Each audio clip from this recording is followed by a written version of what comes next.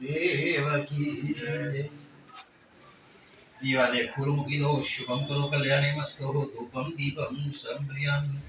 તો ભૈયા નીચે આ દીવો શા માટે પ્રગટાવીએ કે હે પ્રભુ હું તમારા ઘરમાં રોશની કરું, એ તમારા ઘરમાં રોશની રાખજો. રોશની એટલે શું? આપણો પરિવાર જગમગતો રહેવો જોઈએ, એમાં કોઈ ઓલવાવ ના જોઈએ, પ્રાર્થના કરવા. તો બોલો શ્રી દીપનારાયણ દેવ કી જય. બે ભૂમિને હાથ લઈ દો. ઓમ શ્રીમતી તદારુદેતા પૂજન સંપ્રિયામિ. ભૂમિને ફૂલ ચડાવી દો. હરિ ઓમ શ્રી ભૂમિદેતા પુષ્પ સંપ્રિયામિ.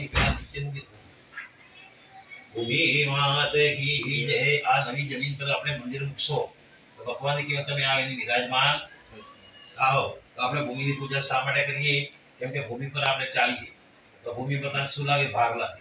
આપણે હવાના વહેલા ઉઠો ને, પેલા ભૂમિને પ્રણામ કરી પછી પગ નીચે મૂકવાનું, એટલે ભૂમિ માતા આપણને ક્ષમા કરે. એ લોકો નમે એ સૌને ગમે, એટલે માની ઉઠીને એ પ્રાર્થના કરવાથી એમાં આપણે સદબુદ્ધિ આપજો. એટલે હંમેશા હું નરમતાથી વાત કરીશ. જો નરમતાથી વાત કરે તો વ્યાપારમાં પ્રગતિ થાય. જો દાદાગીરી કરીએ તો વ્યાપાર તૂટે ને આપણે પણ તૂટી જાય. એટલે માની ઉઠીને એ પ્રાર્થના કરવાથી હે ભૂમિ માતા અમને સદબુદ્ધિ આપજો. બોલો શ્રી ભૂમિ માત કી જય. મોટાને ઉપર હાથ રાખો તો મારો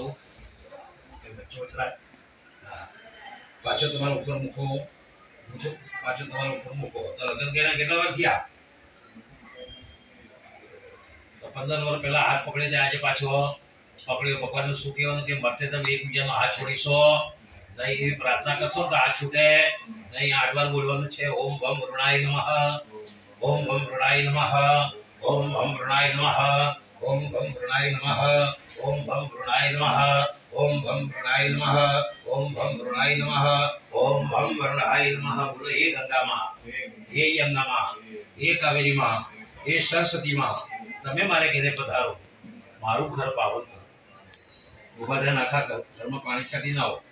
શ્રી કૃષ્ણ ગોવિંદ હરે.